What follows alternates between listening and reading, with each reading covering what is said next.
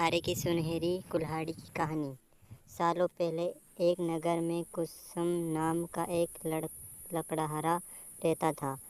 वो रोज जंगल लकड़ी काटने के लिए जाता और उन्हें बेचकर जो कुछ पैसे मिलते उससे अपने लिए खाना खरीद लेता था।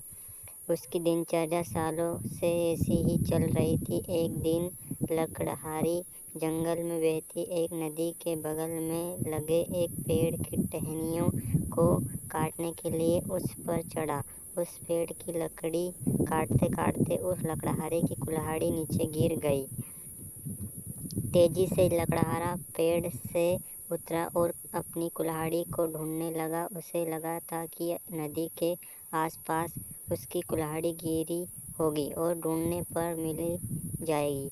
वास्तव में ऐसा कुछ हुआ नहीं, क्योंकि उसकी कुल्हाड़ी पेड़ से सीधा नीचे नदी में जा गिरी थी। वो नदी काफ़ी गहरी और तेज बहाव वाली थी। आधे से घंटे तक लकड़हारा अपनी कुल्हाड़ी को ढूंढता रहा, लेकिन जब लकड़ी नहीं मिली तो उसे लगने लगा कि अब उसकी कुल्हाड़ी उसे कभी वापस नहीं मिलेगी। इससे वो काफ़ी दुखी हो गया।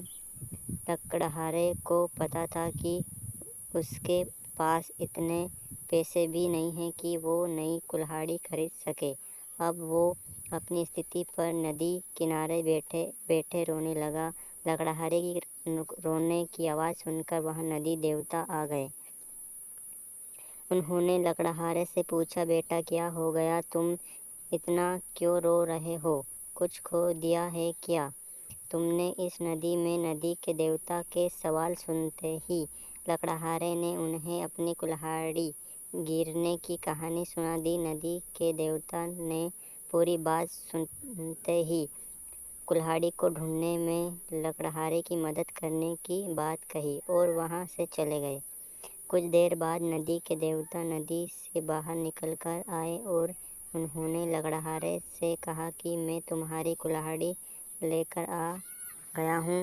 नदी के देवता की बातें सुनकर लकड़हारे के चेहरे पर मुस्कान आ गई। तभी लकड़हारे ने देखा कि नदी के देवता ने अपने हाथों में सुनहरी रंग की कुल्हाड़ी ले रखी है। दुखी मन से लकड़हारे ने कहा, यहाँ सुनहरी रंग की कुल्हाड़ी मेरी तो बिल्कुल भी नहीं है। यहाँ सोने की कुल्हाड़ी जरूर किसी अमीर इंसान की रही होगी। लकड़हारे की बात सुनकर नदी देवता दोबारा से गायब हो गए।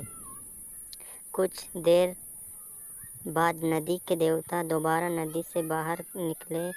इस बार उनके हाथों से चांदी की कुल्हाड़ी थी। उस कुल्हाड़ी को देखकर भी लकड़हारे को खुशी नहीं हुई। उसने कहा कि ये भी मेरी कुल्हाड़ी नहीं है, ये किसी दूसरे इंसान की कुल्हाड़ी होगी। आप उसी को ये कुल्हाड़ी दे दीजिए, मुझे तो अपनी ही कुल्हाड़ी ढूंढनी है। इस बार भी लकड़हारे की बात सुनकर नदी के देवता फिर वहाँ से चले गए।